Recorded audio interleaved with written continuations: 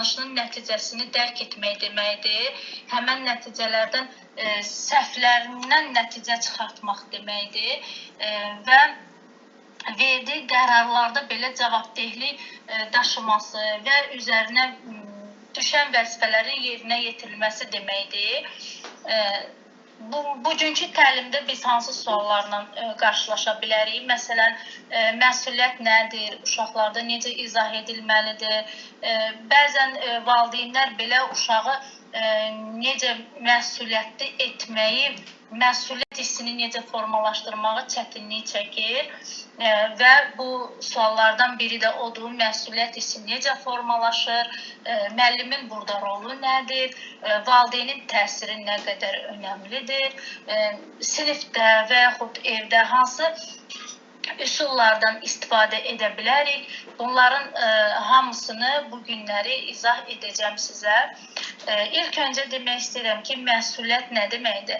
Məsuliyyət insanın öz davranışlarına, qərarlarına və öhdəliklərinə belə deyək, cavabdeh olması deməkdir. Bu yalnız uşaqlara aiddir, böyüklərə də aiddir. İnsan ümumiyyətlə məsuliyyətli olmalıdır. Uşaqlar üçün də bu anlayış, belə deyək, sadə dildə desək, yəni mən etdiyim hər bir işin nəticəsini qəbul edirəm deməkdir və üzərimə düşən işi vaxtında yerinə yetirirəm deməkdir. Məsələn, bir uşaq ev tapşırığını yerinə yetirirsə, bu özü bir məsuliyyətdir. Evdə oyuncağını yığışdırırsa, bu özü bir məsuliyyət deməkdir. Hətta belə deyək, dostuna verdiyi sözü yerinə yetirirsə, bu da məsuliyyət deməkdir. Yəni, buradan biz nəyi anlaya bilərik? Yəni, mən bunu etməliyəm hissi daxildən dərk edilməlidir. Yəni, bu məcburiyyət olmamalıdır. Sadəcə vərdişə çevrilməlidir. Və əgər uşaq məsuliyyət hissi qazanmırsa, gələcəkdə nə olur? İşlərini gecikdirə bilər, qərar verməkdə çətinlik çəkə bilər, başqalarından hətta asılı da ola bilər. Bəs məsuliyyət niyə vacibdir?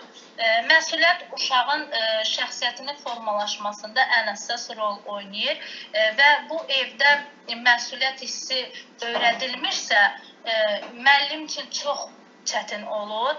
Çünki uşağı bir sinifdə, indi hal-hazırda biz bilirik ki, siniflərimiz genişdir və bir sinifdə 20-dən çox uşaqlar olur. Ən çox rus bölmələrində 40-a qədər uşaq qoyurlar və çox çətindir bu uşaqları yığıb yığışdırmaq. Əgər uşaq məsuliyyət hissi daşıyırsa ki, mən məktəbə gəlmişəm, mən burada müəllim mənə deməmiş, mən qalxmamalıyamsa, mən gələn kimi nə etməliyəm? Bugün hansı dərsdir? Azərbaycan dili dərsidir. Nə etməliyəm? Sinifdə daxil olan kimi kitablarımı çıxartmalıyım. Bunların hamısı bir məsuliyyət hissidir. Hamısı evdən irəli gələn bir məsuliyyətdir. Və məsuliyyət hissi uşaqda nə edir? Özünü idarə etməyi öyrədir, məqsədlərinə daha asan belə deyək, çatır, qaydalara hörmət edir, sonra səhvlərindən hətta nəticələr çıxardır. Amma məsuliyyətsiz uşaqlar necə olur? Ən çox müəllimlər bunu görürlər də, siniflərdə məsuliyyətsiz uşaqları daima başqasını günahlandırırlar. Bir şey oldusa, başqasının üstünə atırlar. Tapşırıqlarda gecikirlər, bir imlanı və yaxud lövhədən bir yazını köçürtməkdə o qədər gecikirlər. Çünki məsuliyyət hissi yoxdur bu uşaqda. Nəzarətsiz davranırlar bu uşaqlar. Yəni, bu uşaq nə deməkdir? Məsuliyyətsiz nə deməkdir? Plansız hərəkət edən bir uşaqdır da. Yəni, planlı hərəkət edə bilmir bu uşaqlar. Məsuliyyət hissi öyrədilməsə, uşaq öz-özünə bunu qazanmayacaq. Bunu öyrətmək lazımdır. Sonra, məsuliyyət hissi necə formalaşır bəs? Bu, təbii ki, bir neçə mərhələdə olur. Bunun birinci mərhələsi kiçik tapşırıqlardan başlayır. Təbii ki, uşağın yaş qrupuna da baxmalıyıq. Ən çox, məsələn, erkən inkişafa yönəlsək, uşaqlarda görərik ki, tamam başqa bir üsuldur. Məktəbə qədərə yönəlsək tamam bir başqadır və yaxud ibtidailərə keçsək tamam bir başqa cür mərhələdir. Yəni, birinci, bunu vurğulayıb keçim mərhələ hisslərinə. Bəzən eşitmişsiniz də Montessori, düzdür? Bu Montessori bəzən deyirləri lazımsız bir şeydir, amma əslində uşağa o qədər məsuliyyət verir. Hətta yerə tökülən hər bir şey uşaq özü yığışdırırsa, bir xırda bir mərcini belə uşağa Montessori'də nə edirlər? Kiçik bir belə deyək, süpürgə verirlər, fırça verirlər ki, özü süpürür. Bunların hamısı məsuliyyət hissi yaradır uşaqda. Və yaxud biz hal-hazırda Montessori ilə işləyirik və biz uşaqlara necə deyək, demirik ki, sən otur, mən eləyərəm. Xeyr, uşaq özü edir və hər gün, günlərlə də başa düşür ki, bəli, mən əgər bunu eləmişəmsə dünən, deməli bu gün də oynadımsa, bunu bu günləri də yığışdırıram. Yenə də deyirəm, bizdə təbii ki, bu Montessori-də mərhələlər bir formada, hər cür mərhələdə formalaşır. Yəni, keçək məsuliyyət hissinin formalaşmasının mərhələlərində birinci mərhələ kiçik tapşırıqlardır təbii ki. Uşağa böyük məsuliyyət vermək lazım deyil. Yəni, kiçik və icra edə biləcək bir tapşırıqlar vermək lazımdır. Bunlar nədir? Adi, məsələn, mən öz övladıma balaca olanda nə edirdim? Işığı söndür deyirdim və yaxud filan şey gətir deyirdim. Məsuliyyət hissini elə yaradırdım. Adi kiçik bir uşaq idi. Burada da eynən dəftərləri paylamaq, sinifdən indi söhbət gedir təbii ki, dəftərləri paylamaqdır, lövhəni silməkdir, sinifi səliqəyə salmaqdır, oyuncaqları yığmaqdır. Bunların, bu sadaladıqlarımın hamısı o 90-cı ilin uşaqlarına aiddir. Biz o vaxtı lövhəni silirdik, nə bilim, dəftərləri yığırdıq. Hətta dəftərləri paylamaq üçün, dəftərləri kimdənsə yığmaq üçün növbəyə dayanırdıq ki, yəni biz bunu edək də.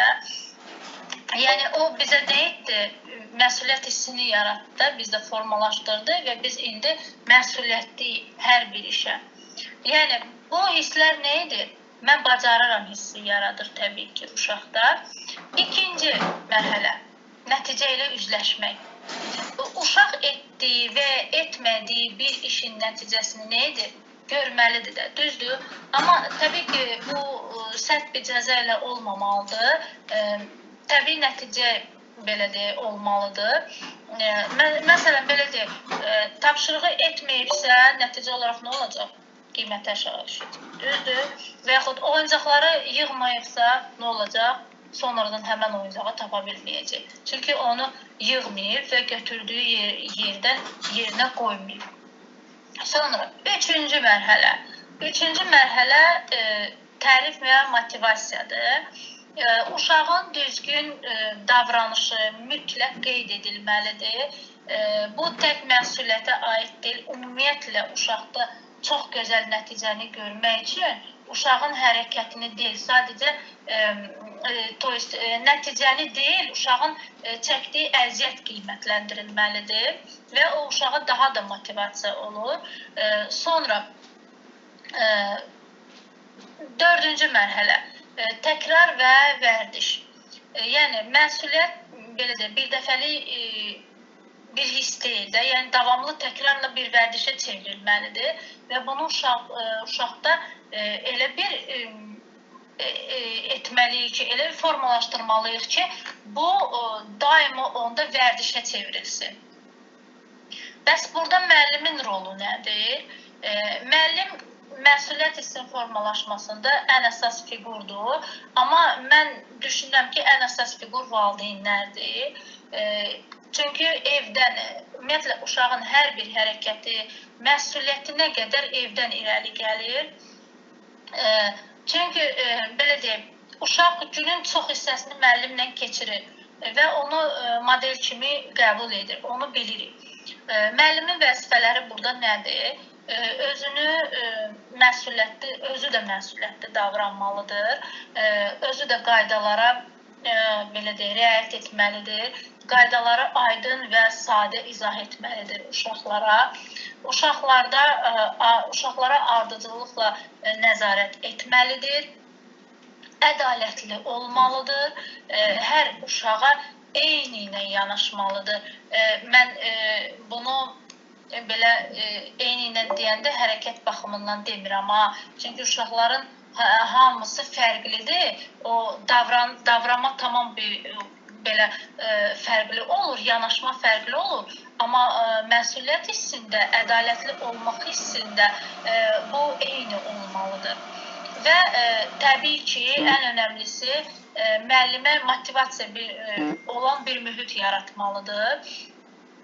Orada uşaq motivasiya görməyəndə ümumiyyətlə belə deyək, heç o sinifə getmək istəmir, oxumaq istəmir, oxuma hissi yoxdur o uşaqda.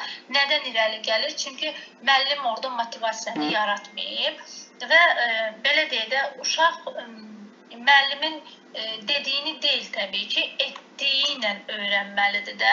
Biz adi özümüz müəllimik, biz bir hərəkət edəndə uşaq onu təkrarlayıraq da, o deyirlər, uşağı müəllimini soruşmaq istəyirsənsə uşaqdan, uşağa deyirlər ki, gəl sən öz müəllimin ol, mən sənin şagirdin olum da, sənin müəllimin necə davranırsan, də elə davran. Uşaq da başlayır öz müəllimi kimi davranmağa, müəllimənin hərəkətlərini etməyə, hətta sözlərini belə danışmağa başlayır. Danışan uşaqdırsa, ona görə müəllim nə etməlidir, hərəkətlərinə belə fikir verməlidir. Yəni, əgər müəllim gecikmirsə, uşaq da təbii ki, vaxtında olmağa çalışır. Çünki müəllim gecikmədirsə, mən də gecikməməliyəm. Əgər müəllim məsuliyyətlidirsə, uşaq da bunu model kimi görür və götürür təbii ki. Sonra, bəs burada valideynin rolu nədir? Valideyn uşağın ilk müəllimidir. Mən həmişə deyirəm ki, hər bir şey müəllimlərin üzərinə atmaq olmaz da, heç bir şey, hər bir şey evdən gəlir. Burada da eyni. Evdə məsuliyyət hissi inkişaf etməlidir və valideyn nə etməlidir? Uşağa kiçik ev işləri verməlidir, qaydaları aydın izah etməlidir, daima nəzarətdə saxlamalıdır uşağı, cəza yerinə uşağa izah etməlidir. Sonra uşağı hər bir addımında dəstəkləməlidir. Məsələn, belə deyək, otağı yığışdırmalıdır uşaq və yaxud uşaq yeməyini yeyirsə, götürüb qabını belə özü aparıb qoya bilər mətbəxə. Bunların hamısı məsuliyyətdir. Sonra məktəbdən gəlirsə, bugün birinci gündürsə, ikinci günü üçün çantasını özü hazırlaya bilər. Yəni, bunlar hamısı məsuliyyət hissi yaradır uşaqda. Yəni, uşağa hər şeyi, belə deyək, hazır vermək olmaz. Onu öyrətmək lazımdır. Sonra, bəs burada praktik metodlar nədir? Məsələn, sinifdə və evdə bizim istifadə edəcək bir üsullarımız da var. Hər uşaq məsuliyyət hissini daşıyanda nə olur? Mən özümdən deyim, məsələn, mən ulduzlar verirəm də uşaqlara, bu ulduz sistemi, belə deyək də, uşaqların əllərinə ulduz yapışdırıram, qızlar məsələn deyir ki, burama yapışdır. Yəni, ulduz qazandın sən bu günləri. Sonra, tapşırıq cədvəli olur, kim nə etməlidir, onu aydın şəkildə görməlidirlər. Yəni, bilirəm, çətindir, amma etmək olar. Sonra, qrup işi olmalıdır. Uşaq bir-birinə cavabdeh olur onda, məsuliyyət daşıyırlar, həm dostlaşırlar, bir-birinə hörmət edirlər onda və rol bölgüsü də var təbii ki. Rol bölgüsü nədir? Hər uşağın sinifdə bir vəzifəsi olur. Məsələn, biri dəftər yığır, bir parta əyri qaldısa, biri onu da düzəldə bilər və yaxud biri paylayır dəftərləri. Hər bir şey etmək olar, hər bir vəzifəni vermək olar uşağa. Sonra, belə deyək, kiçik məqsədlər də verə bilərik. Yəni, böyük məqsədə kiçik, belə deyək, addımlar verə bilərik uşaqlara. Yəni, bu uşaqda nə idi? Bu metodlar nə hissi yaradır? Mən cavabdehəm hissi bu uşaqda güclənir artıq. Sonra nə deyə bilərəm? Məsuliyyət hissi uşaqlarda təbii ki, bir gündə yaranmır. Bu uzun bir prosesdir. Əsas prinsiplər hansılardır? Kiçik addımlardır, davamlı təkrar etmələrdir, sonra düzgün nümunələrdir, bir motivasiyadır. Əgər biz uşaqlara məsuliyyət hissini düzgün aşılamasaq, onlar gələcəkdə, düzgün aşılasaq, onlar gələcəkdə nə olur? Uğurlu olur, müstəqil olurlar, düşünən bir uşaq olur, qərar verə bilən uşaq olur. Sonra, belə deyim, biz bəzən siniflərdə də bunu görürük ki, uşaqlarda bir uşaqla o biri uşaqda o qədər fərqlər olur ki, mən birinə məsələn deyəndə ki, sən bugün bu oyuncaqları tökdünsə, sən məndən xahiş elədin, tökdün, sən onu özün yığışdırmalısan da, bilirsən, deyir ki, bilirəm. Amma digərinə onu deyəndə deyir ki, yox, evdə mama qoymur axı mən yığam. Mama özü mənim yerimə yığır onları. Ona görə uşaq bunu artıq özü də etmir. Yəni, söhbət bağçadan gedir təbii ki. Yəni, bunu uşağa evdə öyrədilirsə, bu uşaq hər bir işdə, tək ümumiyyətlə məktəbdə deyil, ümumiyyətlə çöldə də uşaq məsuliyyətli olur, nə bilim, qonaq gedəndə də məsuliyyətli olur. Bu böyüyəndə də məsuliyyət hissini daşıyır, uşaq başa düşür ki, mən körpəlikdə, uşaqlıqda məsuliyyətli idim, mən bunu yenə də davamlı, yəni vərdiş halına çevrilir də bu uşaqda. Sonra, nə deyə bilərəm sonra? Kiminsə sualı varsa, əgər onu da cavablaya bilərik. Yəni, məsuliyyət uşağa zorla verilmir. O öyrədilir və formalaşdırır təbii ki. Sonra nə deyim? Kimsə nəsə yazıbsa, İlhamə xanım, oxuya bilərsiniz, əgər istəyirsinizsə.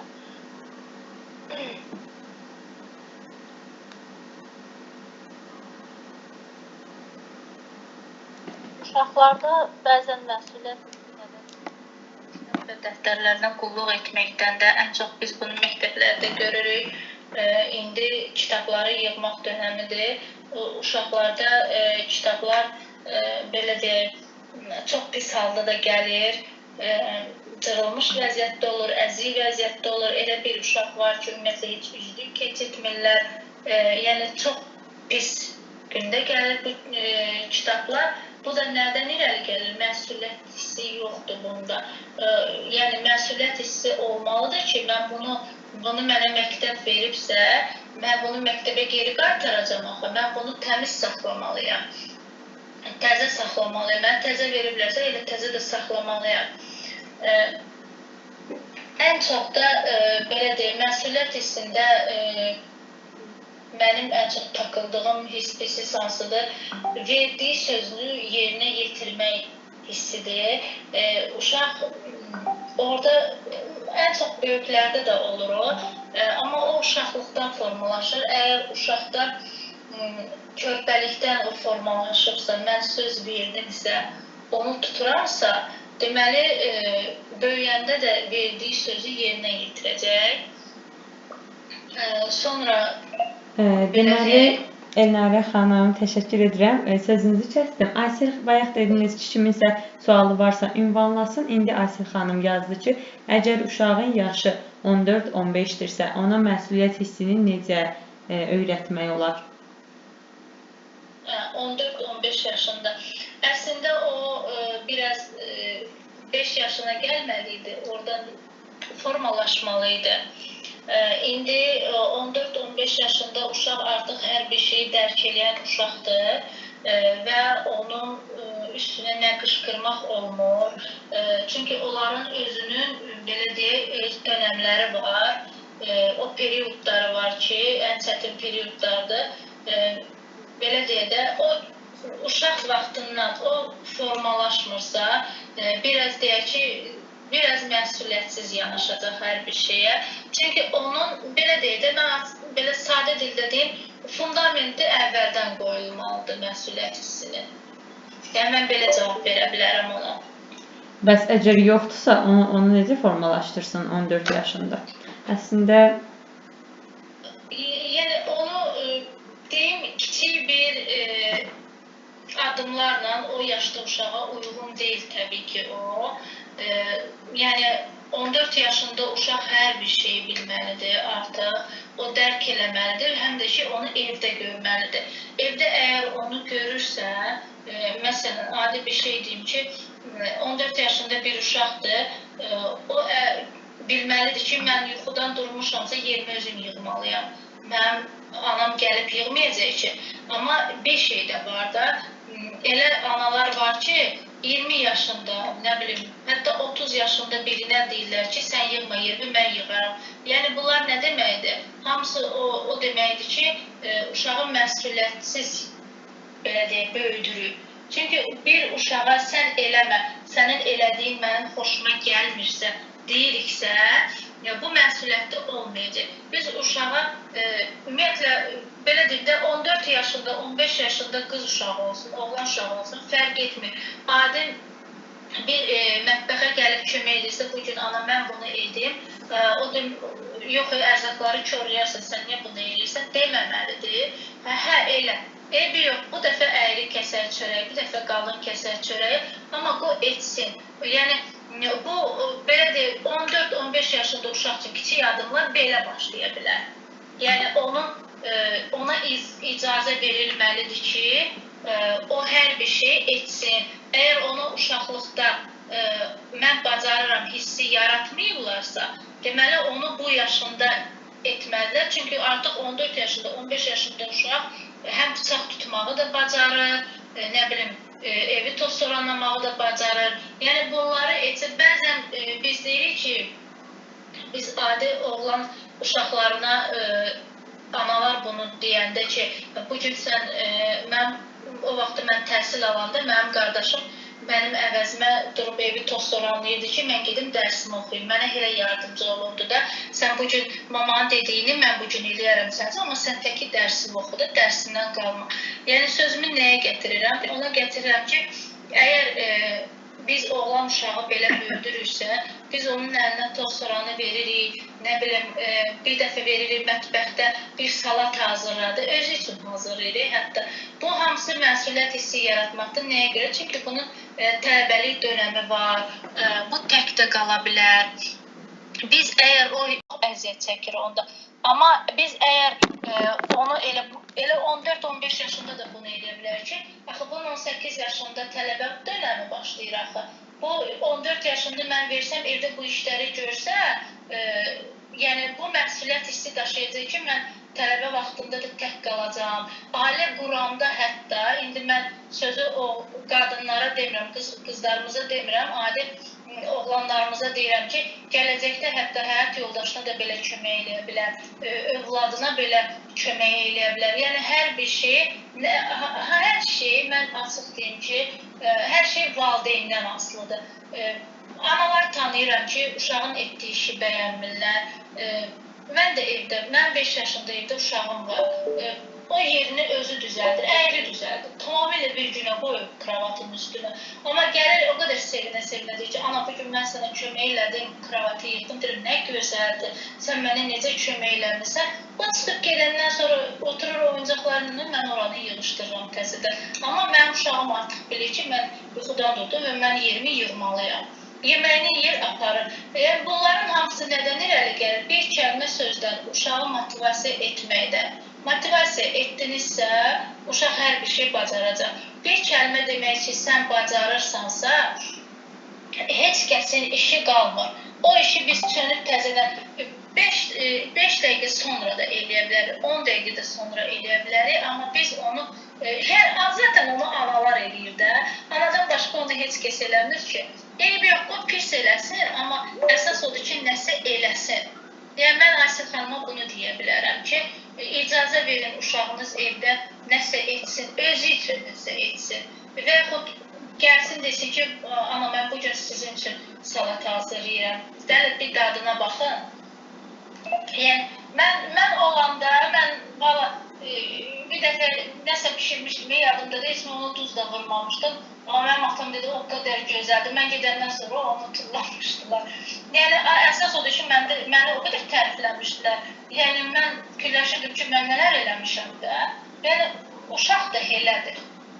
Sadəcə bir kəlmə şirin sözə bənddir. Motivasiya. Vəssalam. Deməli, ətraflı izahınıza görə təşəkkür edirəm. Aysel xanım aşağıda bildirir ki, bəs valideynlərlə birlikdə yaşayırıqsa, məlumdur ki, deməli, qaynana qaynata yanında öz dediyini etdirmək olmur. Bəs bu zaman nə etmək lazımdır?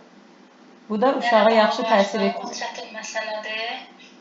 Nənə baba, yəni o çox çətindir. Elə bir mövzuya getdiniz. Yəni mən nənə babaya heç bir şey deyə bilmirəm. Mən deyim mi fikrimi? Buyurun. Bəli, bildirmək olmur ki, hər zaman hər bir ailə ayrı yaşamalıdır. Çünki elə bir şərait var ki, hər kəsin belə ayrı yaşamaq kimi lüksü olmur. Amma bir ana, əgər bir qadın ana olursa, artıq o deməli öz sözünü hər kəs qarşısında deməli, haqqını tələb edən bir şəxsiyyət olmalıdır. Əgər o ki, bir evdə istəyir qarşısındakı kim olur olsun, haqqını tələb edə bilmirsə, əlbəttə ki, övladını böyütməkdə də problem yaşayar. Qarşıdakı nə qədər sərt, nə qədər mənfi xarakterli, nə qədər pis insan sözün düzü olursa olsun, sən övlad böyüdürsənsə, onun məsuliyyətini sən daşıyırsan və sözünü bəri başdan deməlisən. Bir dəfə xarakterini ortaya qoydunsa getdiyin zaman, artıq hamı səni tanıyır. Bilir ki, baxırsınız məsələn, tutaq ki, eltilər olur, bu hamının evində var. Bir elti yaman olur, onu hamı göz üstündə saxlayır, uzaqda olsa da gələndə süfrələr açılır. Amma baxırsan, evdəki eltini sayan olmur, baxırsan, heç sözün, bu hardan gəlir? Bu insan özündən gəlir. Sən uzaqda olsan, yaxında olsan da sözünü deməlisən ki, mən buyam. Bəyənirsənsə, buyur, onsuz onun oğludur, onun yoldaşıdır. O məcburdur ki, səndən yola getsin. Ayırmağı mümkün deyil. Təbii ki, atadan da çox şey asılıdır və o balansı qorumalıdır. Hər birinin öz yeri olduğunu evdə göstərməlidir. Bu da bizim onları idarə etməyimizdən asılıdır. Sözünü düzgün deməlisən sərt formada ki, sonra problem yaranmasın.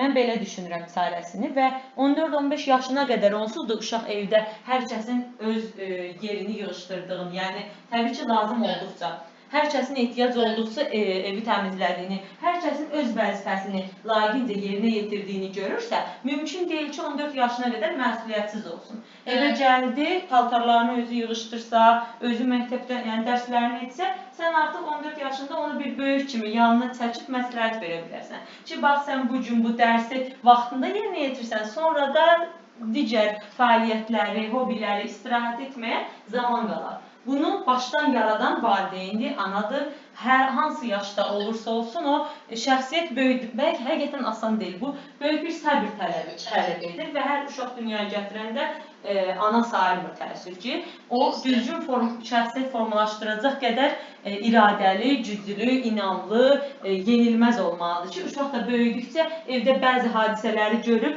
ondan təsirlənməsin. Artıq sən o dünyaya gəlməmişdən evin sistemini qurmalısan. Mən sizinlə tamamilə razıyam.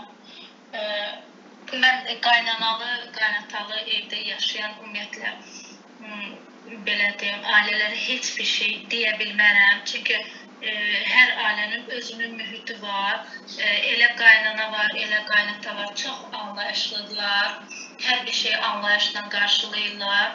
Hətta elələri var ki, məsələn, mən adi özümdən götürürəm də, kənara çıxmıram heç bir zaman. Özümü nümunə çəkə bilərəm ki, bizdə, məsələn, mənim qızım olanda bütün qohumlar gəldi ki, qaynana qoysun adını. Düzdür, mənim qaynanam bir kəlmə dedi ki, o övlad onlarındır, özləri bilərlər, özləri istədikləri adı qoya bilərlər. Biz qarışmırıq. Yəni, istərsək ev ayrı olsa belə, olmasa da belə, insanın özünün anlayışı olmalıdır.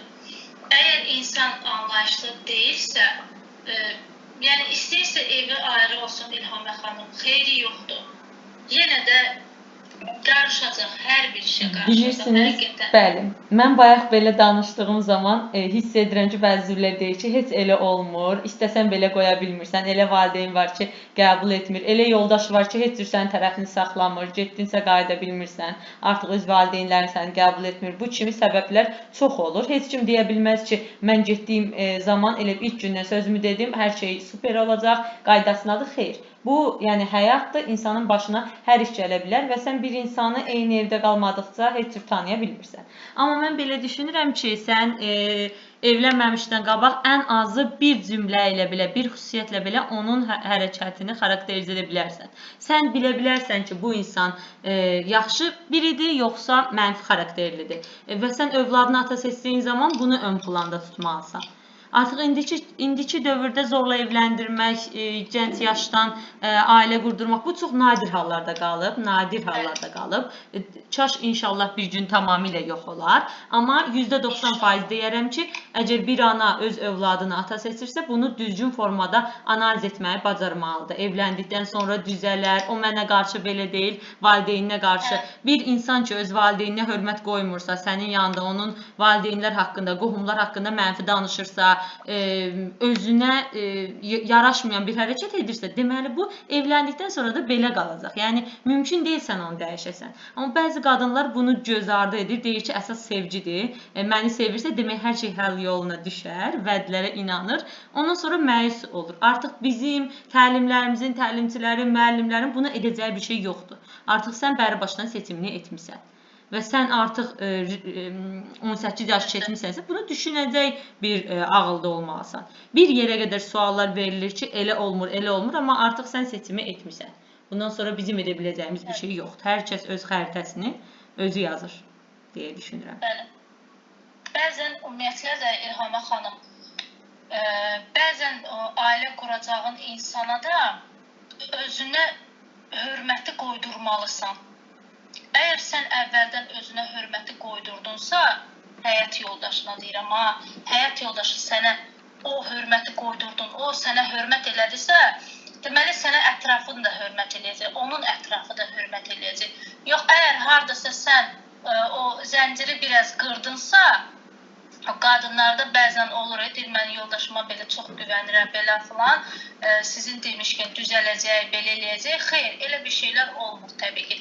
Sən o balansı elə saxlamalısan ki, sənin həyat yoldaşın həmişə deməlidir ki, ona hörmət eləmirsə, mənə də hörmət eləmirsiniz deməkdir.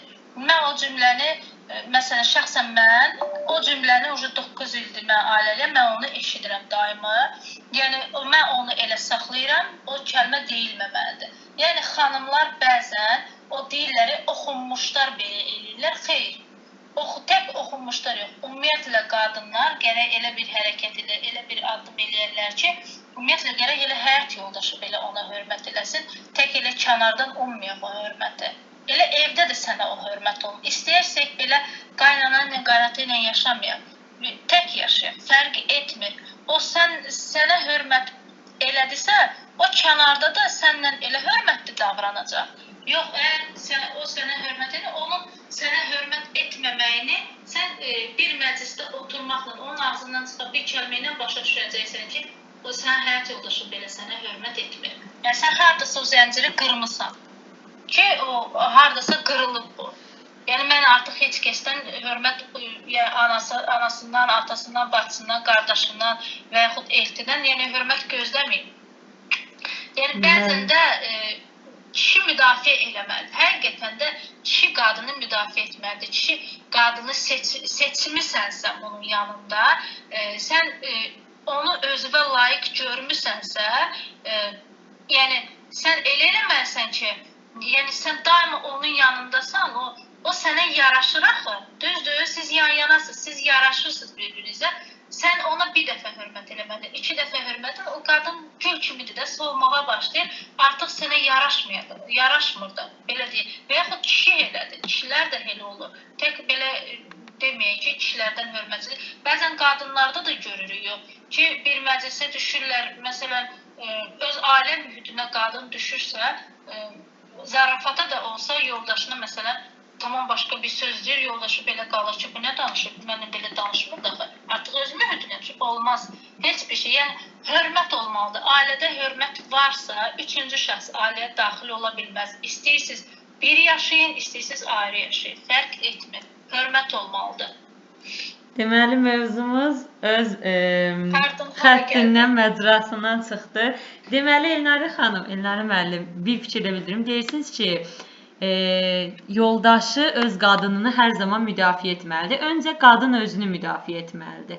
Özünə hörmət qoymalıdır, özünü sevməlidir. Bu adi cümlələr kimi gəlir. Xeyr, sənin həyatının təməli buradan başlayır. Sən özünü düzgün formada həm öz valideynlərinin qarşısında ta uşaqlıqdan bəri, həm yoldaşın qarşısında, ümumiyyətlə hər bir mühitdə müdafiə edə bilirsənsə, hər kəsdə o artıq formalaşmağa başlayır. Bir fikir də dedim, yadımdan çıxdı. Nəysə, ümid edirəm bu fikirlər az da olsa sizə yararlı olar. Həqiqətən də hər şeyi atırıq yoldaşın boynuna ki, belə-belə, amma elə qadınlar da var ki, o balansı qorumağı saxlamalıdır. Bilməlisən ki, o sənin yoldaşının valideynləridir və yoldaşını yəni, iki seçim arasında qoymamalısan. Məsələn, mənə elə gəlir ad qoymaq məsələsi əgər çirkin, qeyri-adi bir ad deyilsə, yəni ad insanı ucaltmır, insan adı ucaldır. O adla elə bir önəmli bir şeylər deyil təbii ki. Yəni, elə insan, bəzi insanlar üçün bu çox vacib ola bilər. O heç təbii ki. Bəzi şeylərə yəni ötəri baxmaq yaxşı olur bəzi məqamlarda. Bəli. Deməli, indi biz bağçada işləyirik. Bir kollektiv olaraq bir valideynim var mənim. Bir dəfə uşaq məsələn tərləyib, onun geyimini atadan göndərib ana. Və biz o bir kəlmə ilə biz başa düşdük ki, həyat yoldaşı necə hörmət edir ona. Onu bizə verəndə dedi ki, sizə bunu Aysel xanım göndərib. O öz yoldaşına xanım deyə müraciət etdi bizə. Yəni o deyə bilərdi ki, məsələn, filan uşağın anası göndərib. Deyə bilərdi də. O adi bir kəlmə ilə hamı başa düşür ki, yəni bir kişi xeylağı yoldaşına necə hörmət edir. Yəni Bəli. bunu belə deyə bilərəm də, nümunə kimi çəkə bilərəm. Siz 10 ildir ailəlisiniz, mən də 6 aydır ailəliyəm, amma sizinlə eyni fikrə, eyni təcrübəyə, eyni bəzi məqamlarda fikirlərimizin uyuşmağına sevinirəm. Çünki nə zaman bir fikir bildirmək istəsəm, tanışlarım səni də görəcək, illər sonra deyirlər, amma baxıram ki, düzgün təməl qurduğun zaman 10 il sonra da eyni fikirdə ola bilirsən. Bu məni sevindirdi sözün düzü. Məsələn, insanın özündən başlayır. Sən onsuz da ana özü məsuliyyətlidirsə, mümkün deyil ki, övlad uşaq yaşlarında məsuliyyətsiz olsun. Sən əgər ona verdiyin sözü tutursansa, deyirsən ki, bu gün səni parka aparacam. Sonra deyirsən sabaha, o da səndən görür onu, vəd verir, sonra saxlayır sabaha. Sən bu gün məsuliyyətlisən, durdun işlərini vaxtında gördünsə, o da görür və onu məsuliyyətli edir. Mümkün deyil ki, sərgəli, məsuliyyətli, yola gedən, mülayim, xoşxasiyyət bir ananın, atanın çox belə dəcəl, sözə baxmaz, sözün düzü tərbiyəsi bir övladı olsun. Bu çox nadir hallarda görünər deyə düşünürəm. Bəli, mən o zaman... Mən bir söz fikir bildirmək Buyurun, istəyirəm, onlar icazənizlə. Buyurun. Əvvəla hamınızı salamlayıram. İlhamə xanım, Elnarə xanım, sizə də uğurlar arzu edirəm, həm də qadın xoşbəxtliyi arzu edirəm ilk növbədə. Demək bir şey deyim sizə, yəni bu siz bayaq dediniz uşaqla bağlı, o məsuliyyətlə bağlı. İlhamə xanım, valla mən özüm də 22 ildir müəllimə işləyirəm. Yəni həqiqətən də baxıram ki, bəzən o sizin dediyiniz kimi o məsuliyyətli atadan, anadan məsuliyyətsiz uşaq da yəni dünyaya gələ bilir. O şərt deyil ki, mütləq ata-ana məsuliyyətsizsə uşaq. Burada genetika da böyük rol oynayır. Çünki genetik ola bilər ki, onun nə bilim ya dayısı, ya əmisi, əgər oğlan uşağından söhbət gedirsə və yaxud da babası nə bilim məsuliyyətsiz biri olub, uşaq da genetik oxşaya bilir onlara. Hətta bəzən bunu belə də qeyd edirlər, deyirlər ki, məsələn, ata məəttəl qalır ki, uşağı səliqəsizdir, deyir, ay Allah, buna bax, anası səliqəli, mən səliqəli, bu getdi oxşadı əmisinə, qardaşım səliqəsizdir və yaxud da nə bilim, qadın deyir ki, mənim qardaşım səliqəsizdir, uşaq getdi oxşadı ona. Yəni, ona görə burada ailə mənə gəlir ki, ailənin, yəni ata-ananın məsuliyyətli olmağı o qədər də önəmli deyil, yəni nə mənada önəmli deyil, yəni Çünki heç bir ata-ana istəməz ki, onun övladı məsuliyyətsiz olsun, hansısa bir səhv addım atsın. Hamı istəyir ki, necə deyərlər, övladı nümunəvi övlad olsun. Amma bəzən olur ki, o alim atanın cahil oğlu məsələsi də belə bir misal da var. Ona görə biz burada ailələri yox, daha çox bəzən olur ki, uşaq vaxtından genetikadan da əlavə uşağın özünün şuuru, dərk etməsi bəzən olur ki, o qədər olmur ki, yəni hətta ana onu necə deyərlər, məcbur eləsə də belə o işi görməyə, o uşağın əgər özünün ürəyində istək yoxdursa, onu yəni o həyata keçirməyə o qədər də meyilli olmur. Yəni orada ananın da günahlandırmaq olmaz. Çünki ana da hər zaman tərbiyə verir. Bəzən görürsünüz ki, məktəbə də yola salanda indi biz öz övladlarımızı da hər zaman müəllimlərə hörmət et, özünü yaxşı apar, nə bilim, müəyyən qədər fikirlər söyləyirik. Amma görürsünüz ki, gedəndə məktəbdə o yenə də qoşulur öz sinif yoldaşlarına hansısa bir səhv addımlar atır. Mühit də burada rol oynayır. İstər-istəməz mühit də o uşağı formalaşdıra bilir deyə. Ona görə mən fikirləşirəm ki, yəni burada həm ailə, həm məktəb, həm də ki, valideyn, müəllim və tutaq ki, şagirddirsə, bu üç bucaq daim bir yerdə işləsə, mənə gəlir ki, ortaya da gözəl bir nəticə çıxartmaq olar. Yox, əgər tək valideynlik bir yəni iş varsa, burada nə tək valideyni qınamaq olmaz, nə tək müəllimi qınamaq olmaz, nə də ki, uşağı da qınamaq olmaz. Yəni burada mütləq üç bucaq şəklində qarşılıqlı işləmək lazımdır. Nümunə, yəni gözəl nəticə əldə eləmək üçün. Biraz çox danışdıq bizdə, amma mən fikirləşirəm. Mən əslində Ülviyə xanıma qatılıram, amma bir şeydə qatılmıram. Nəyə görə? Çox şey genetikanın üzərinə atmaq lazım deyil. Nəyə görə? Əgər uşaq 15 yaşına kimi, 14 yaşına kimi gəlib və artıq bunda məsuliyyət hissi formalaşdırmaq istəyirlərsə, mən başa düşürəm. Valideyn təmizkar da ola bilər, məsuliyyətli də ola bilər, hər bir şey. Evdə səliqə sahman, hər şey yerində, amma bir şey var da, o uşağa bir şeyi götürüb bir dəfə əyri qoyursa, onun üstünə qışqırırlarsa, sənə deməmişəm əl vurma, mən bunu özüm eləyəcəm. Belə bir şeylər varsa, əmin olun ki, o uşaq, siz özünüzü nə qədər yorsanız da belə, illərdir keçsə, o uşaq heç bir şey etməyəcək də. Sonra da biz deyirik ki, gedir dayıya oxşayır, əmiyə oxşayır, yazıq dayı, əmi. Heç onlara oxşamır, sadəcə evdən irəli gəlir. Mən bilirsiniz bunu niyə nümunə çəkirəm? Çünki mən belə ailələr çox görürəm. Öz qohumlarımdan görürəm, ətrafımdan görürəm. Uşaq nəsə etmək istəyəndə uşağa icazə verilmirsə bunu eləməyə, get-gedə, uşaq geri çəkilir, istəmir nəsə etmək. Amma uşağa bir dəfə, iki dəfə icazə veririksə, biz ona demirik ki, gəl bizlə bərabər iş gör. Biz ona sadəcə deyirik ki, uşaq özü həvəslənir, gəlir. Bugün mən bunu edeyim, ortalığı yığışdırır, heç nə eləmir.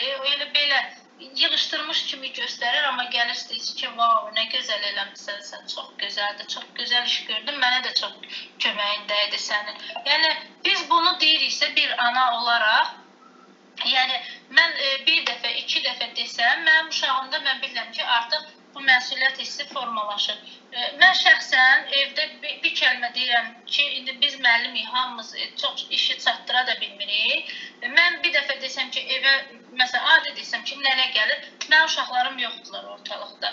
Oranı götürəcəklər, buranı deyib, heç onların işi, yəni, yaxşı bir iş də deyil, ha. Yəni, körpənin görəcəyi iş nə olacaq? Yəni, elə eləyirlər ki, oyuncaqları yığırlar, tez kitab dəftərlərini sərgiyə salırlar ki, nənə gəlir. Nənə gəlir, deməli, evə başqası gəlir də. Bu, bizi nədən irəli gəlir? Çünki məsuliyyət hissi var da uşaqda ki, evə artıq bir başqası da gəlir. Yığışdırırlar, təmizləyirlər. O düzdür, mən ardıca gedib özüm eləyirəm, onsuz onu. Amma yenə də körpə vaxtından uşağa deyəndə, mən o qədər inanırsınız ki, Ülviyə xanım, təmizkar xanımlar tanıyıram. Evlərində, yəni, hər bir şey düzənlidir də. Hətta adam özü gedəndə belə oturanda narahatçılıq hissi duyur ki, mən birdən bunun bu oturmaqla stulunu belə məxmərini qırışladıb gedərəm. Ondan belə çəkinir də hətta. Yəni, o qədər məsuliyyətsiz uşaqlar var. Nədən irəli gəlir? Çünki valideyn öz gördüyü işdən başqa heç kəsin işini bəyənmir. Ona görə uşağına da o şəraiti yaratmır. Yaratmayanda da uşaq gəlini, mən sözü Aysel xanıma demirəm təbii ki. İndi mən ümumiyyətlə danışıram. Elə bir şeylər edəndə uşaq gəlib 14 olmasın, lap belə olsun 20 yaşı, xeyri yoxdur, olacaq məsuliyyətsiz. Çünki nə qədər dərk eləsə də onun beynində yadınızda saxlayın. Ana nə deyirdisə, körpəlikdən o qalır. Hətta biz özümüz belə deyirik ki, bir yerə yeməyə gediriksə, nə deyirik? Anamdan başqa yalan deyir. Anam çox gözəl yeməklər bişirir. Nəyə görə? Çünki beynimizdə ana qalıb axı. Ona mənim anam belə eləmirdi, mənim anam belə deyirdi. Biz hamımız beləyik. Heç kəs bunu inkar edə bilməz. Yəni istəyirsə 40 yaşına çataq, 45 yaşına fərq etmir. Hamıda ana rol oynayır. Bəzən də ata belə deyək də necə demişsə, yəni bir uşağın gözünün qarşısında bir belə deyək nümunədir. Ata gəlirsə corablarını belə çıxartsa, tulladısa, uşaq da eynisini eləyəcək. Yəni harada fırlatsaq Ülviyə xanım, vallahi yenə də gəlir evdə dayanır. Hər bir şey uşağın evində. Bilirsiniz necədir? Elnarə xanım, mən bir şey deyim də. Bax, mən öz ailəmizdən götürəm. Məsəl üçün, mənim yoldaşım üzr istəyirəm də ifadəmə görə, yəni mənim oğlumla yaşıd olanda o vaxt mənim qaynanama o qədər çox kömək edirmiş ki, evlərəcən silinmiş, onların bacısı yox imiş. Yəni qız rolunda belə evin təmizliyinə. Amma bugünkü gündə hətta onu nümunə də çəkir ki, bax məsəl üçün oğluma deyir ki, mamaya kömək eləmək lazımdır. Mən sən yaşlı olanda anama kömək eləyirdim, filan işi görürdüm, filan işi görürdüm. Hətta mən heç buyurmasam da, mən görürəm ki, mənim oğlumda ümumiyyətlə hər hansı bir iş görmək qabiliyyətinə, iş görməyə meyilli uşaq deyil. Yəni marağı yoxdur da, dursun desin ki, hətta mən onun işini çox yüksək qiymətləndirəm. Bayaq siz qeyd edirsiniz, adi kiçik bir şey deyirəm, ay nə gözələm, halbuki heç qəşəng eləməyib ha. Sadəcə stimul verirəm ona. Deyirəm, uşaqdır da, indi əlimdən gələn bacardığı budur, eləyib, heç olmaz, mən sonra düzəldərəm. Ancaq onunla belə mənim oğlumda iş görməyə meyillik yoxdur. Yəni atası vaxtı ilə görsünüz nələr eləyir. Məsələn, çox kömək eləyib anasına. Elə indinin özündə də neçə yaşı var, amma həmişə anaya köməyə çalışandır. Amma mənim oğlum tamamilə onun əksidir. Deyirsiniz ki, əgər ailədədir, bax indi yoldaşım evdədir, mənə hər zaman kömək olur da. Yəni bir yerdə çox şey eləyir. Uşaq da gözünü açandan görüb ki, ata həmişə anaya kömək eləyir. Yəni əgər o evdən görülmüşdürsə, yəni bizim evdə də hər zaman bir-birimizə kömək, dəstək olub, hər zaman bir-birimizə mədəni yanaşmaq, bir-birimizə hörmət eləmək olub. Amma görsən, uşağın özündə yoxdur bu. Yəni, o bizdən asılı bir şey deyil axı. Yəni, biz neyə bilərik? Ata-ana kimi məsuliyyət daşıyırıq, üzərimizə düşən mühtəliyi eləyirik, amma uşağın gərək özünün də canlı ola da, gərək özünün də marağı ola, həvəsi ola eləməyə. Aha, Ülviyə xanım, aktivliyinizə görə təşəkkür edirik. Sizə, övladınıza, ailənizə uzun ömürdən sağlığı arzulayıram. İnşallah ana olar. İnşallah. Daha bir başa düşər. İnşallah dediyim sözləri yerinə yetirə bilərəm, geri çəkmərəm inşallah. Təşəkkür edirəm. Allah hər kəsə sağlıqlı övlad nəsib etsin. Təbii ki, insanın irsi xüsusiyyətləri böyük rol oynayır. Elə mən Elnarə xanımın da sözünə qatılıram. Ülviyə xanımın da şagird, müəllim, valideyn üçbucağı. Bu üçbucaq nə deməkdir? Üçü də şəxsiyyətdir, üçü də sözünü deyə bilər. Amma valideynlər, bəzi valideynlər indi müəllimlərin elə əlaqə saxlayır ki, şagird arada bir əşya rolunu oynayır. Elə bir ev tapşırığını verir, valideyn yerinə yetirir ya da valideyn çantanı necə yığdısa, elə də qayıtmalı. 4 il özü yığır çantanı. 5-ci sinifdən sonra deyir ki, bu uşaq niyə çanta yığa bilmir? Ya da ki, 2-ci sinif, 3-cü sinifdə ayaq yolunu anası aparırdı evdə. Yəni, bu kimi rollar da var. O qədər aşırı məsuliyyətli olur ki, hər şeyi özü etməyə çalışır. Bir yaşdan sonra deyir ki, bu uşaq niyə belə oldu? Təbii ki, mən həmişə deyirəm ki, hər bir qaydada istisnalar var. Mümkün deyil ki, hamı eyni olsun. Hər qaydada istisnalar olur. Amma bir çox hallarda bu kimi şeyləri ana özü mütləq formada uşağa aşılamalıdır. Çünki uşağın ilk müəllimi hər zaman anası olur. Əgər icazəniz varsa növbəti suala keçim. Toğrul bəy bildirib ki, 2 sualım var. Yazıb ki, stresli imtahan həftələrində məsuliyyəti hansı formada idarə etmək olar?